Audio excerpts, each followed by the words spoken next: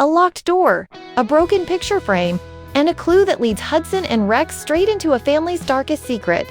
Season 8 of Hudson and Rex starts with a mystery that feels personal because this time, the suspect isn't a stranger. It's someone close, someone trusted, and it all begins on a quiet morning with one phone call that changes everything. The episode opens with peaceful shots of St. John's, the sun rising slowly over the water, the streets just starting to wake up, but that peace is short-lived. A police radio crackles with urgency. There's been a break-in at a quiet suburban home on the edge of the city. Asterisk Detective Charlie Hudson is already in his car, Rex by his side, alert, as always. They pull up to the Cine two-story house with the front door slightly open. A neighbor reported hearing glass shatter around 5 a.m. and called it in.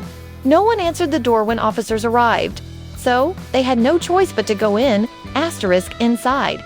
It looks like someone has turned the place upside down. Furniture is knocked over, a vase is broken, but strangely, nothing seems to be stolen. Hudson notices a family photo lying face down on the floor. He picks it up. The glass is cracked, but the photo inside is still clear, two brothers, smiling, standing in front of the same house they're now searching. Rex sniffs the air and growls softly. Something's not right. The camera follows Hudson as he moves carefully through the living room and into the hallway. The team finds the homeowner, Alan Murphy, unconscious but alive, tied up in his own basement. He's bruised but breathing. Paramedics rush in, and Alan is taken to the hospital. Back at the station, Sarah and Jesse begin analyzing the security footage from the house. Strangely, the cameras were turned off manually. Whoever broke in knew exactly where to go. That's when Hudson looks again at the broken photo he found. Why would someone destroy a picture frame but leave everything else untouched? He asks aloud. Rex, ever observant, seems focused on something else entirely. He keeps pacing near the living room bookshelf. Charlie finally follows him and notices a hidden drawer slightly ajar. Inside, they find a small USB drive. Jesse plugs it in, and what he finds changes everything. The drive contains dozens of emails between Alan and someone with the initials JM. The emails talk about missing money, threats, and something Alan calls the truth about the summer of '09.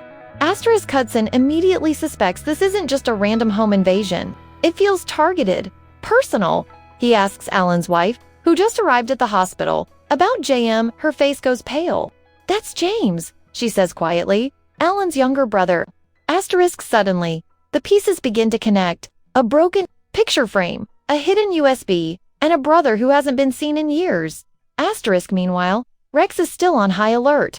Back at the house, he leads Hudson to the backyard, where they find fresh footprints near the side fence. Whoever broke in didn't come through the front, they entered through the back gate. And they left in a hurry. The team begins digging into James Murphy's background. What they find surprises them. James wasn't just Alan's brother, he was once a suspect in a financial fraud case that quietly disappeared over a decade ago. Records show he left the city without warning and hasn't been in contact with anyone until now.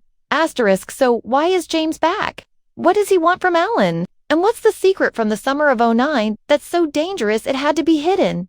Hudson doesn't have all the answers yet, but he knows one thing for sure: this case is no ordinary break-in. It's the start of something bigger, something buried deep in family history. And Rex, he's already sensed the truth, long before anyone else.